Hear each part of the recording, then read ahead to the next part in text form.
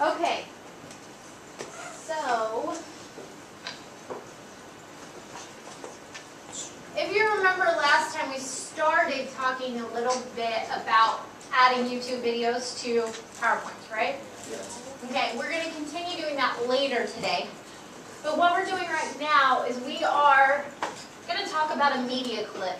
And that can be anything that's sound or animated, that has movies, whatever. All of those can be deemed media clips. They can be YouTube videos, just music from sound. Have you seen those like clip art, things that look like clip art that like run across the screen? Yes. Or things that blink? Yeah. Yeah, there's some things that are really, really cool like that. If you just go to, if you go here, like if you go up to clip art, everybody do this with me, please. If you go to clip art, you'll have, over here, this will show up. It's search for Santa. Everybody search for Santa. And then we want to do selected media file types and take out illustrations and photographs.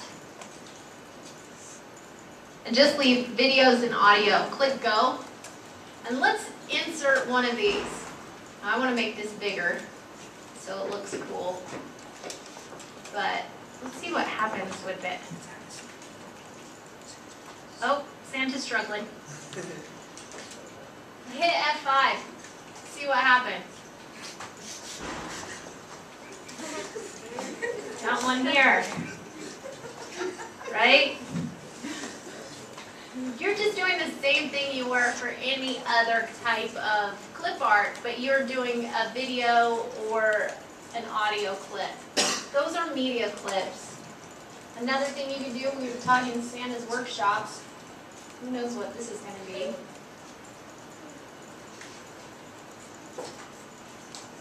Okay, PowerPoint is inserting the media. I probably did it about 6 times. Try to add an audio. Where's this in there?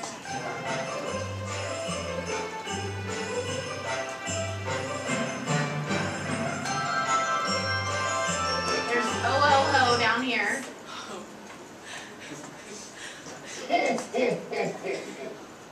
Right? Okay, so those are different kinds of media clips that you can use, and they're all on the clip art button. So clip art, you just have to choose what kind of media file types you want. Okay? Be sure you're putting includeoffice.com content because you will not be able to get very many unless you're doing that. Okay. That was funny. Okay, now, we might have, if you turn to number 5 or 6 or whatever, make a new slide, please. And let's insert a table. Now, a table is just something that puts in intersecting rows and columns, right? And it makes it so maybe we can write elves, and we can put the names of the elves in each category, buddy. What other kind of elves do you know? Elsa. What other name? Ginger. Okay, Ginger. Gumdrop. Joe. Okay. Gumdrop. Gumdrop. Okay. Fred. And maybe we're doing, maybe then we want reindeer. Donner. Donner. Dasher. Rudolph. Now, notice how this is making it so we are organizing this pretty easily, right? So we can look at reindeer and see that. So that is what a table's used for, okay? It's making it more effective, a more effective way of organizing information.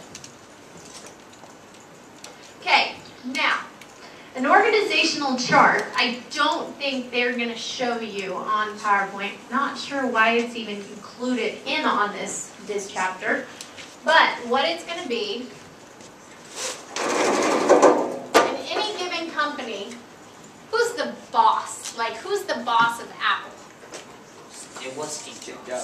But what was his title? CEO. CEO, right? So if we have the CEO, then who do we have underneath him? CFO. Vice President. Chris.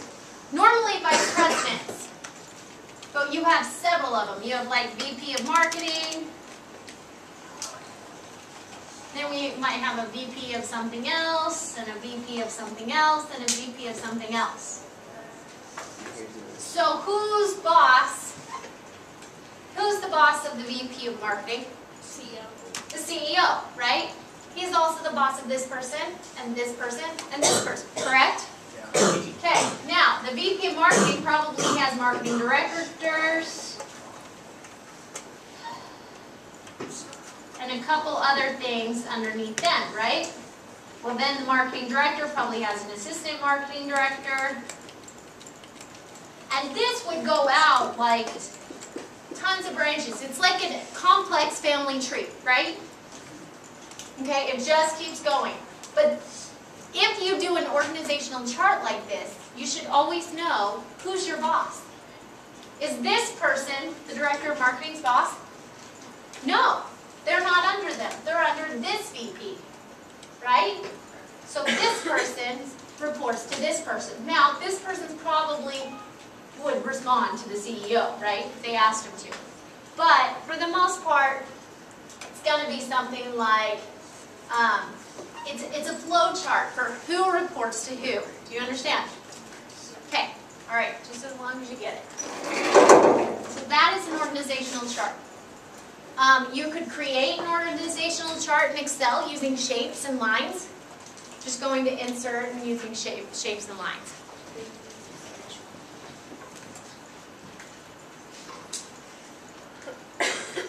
Okay.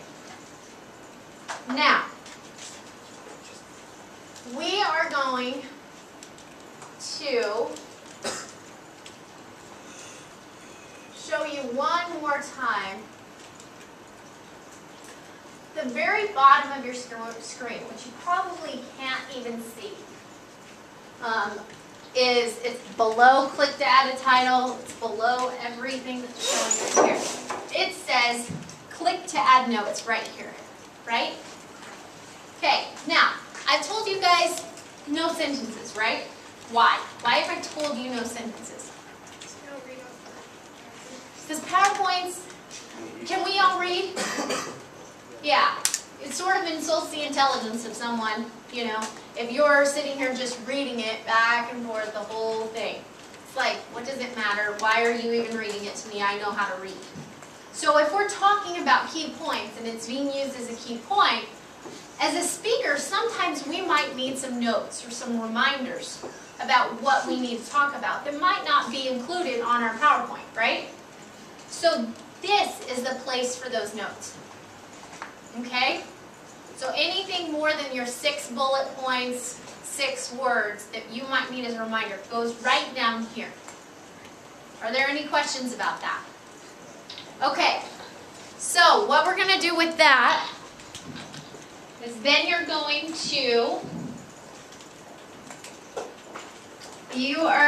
to go to your print slide. Okay.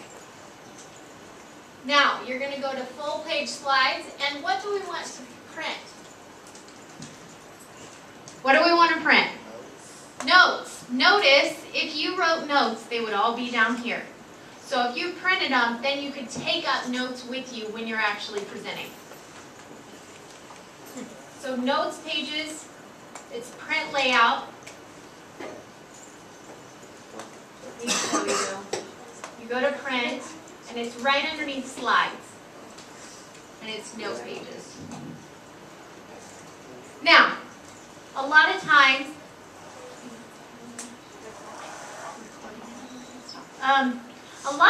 you might get in a place, especially after doing animations, that you don't know how to get out of. Okay? The way to get it back to this view would be to click View up here. Now, right now we're in normal slide view. This is the slide sorter. This you can rearrange, you can put things over here, you can decide, I don't like that first slide, I'm going to move it to the 5th. Okay? That makes it so it's nice. Another way to do it is at the very right-hand side, all the way at the bottom of your screen by the button that shows you how to play a slideshow. You can click on the second button over, and it will also go to the slide sorter. Now, to see your notes pages, you can see that there. Just the reading view, what it's going to look like while you're actually doing it. Notice my little tool sound thing? Okay.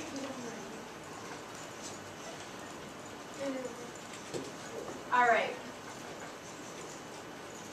Do you have any questions?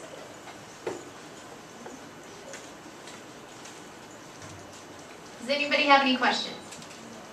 Okay, now, I will be very upset if anybody does full page note or full page slides, because this means that we are printing off one slide on each piece of paper.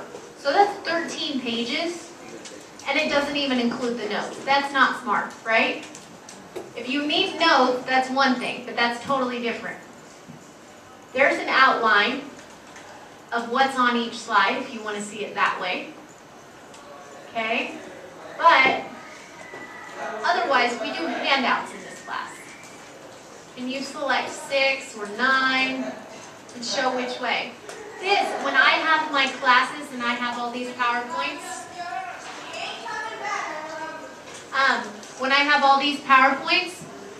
I just have print-offs of these, which make it so I'm just quickly reminded of what's on each slide right before I go teach. So this is really useful, but handouts saves paper. Okay. All right, are there any questions regarding any of this? Okay, there we go.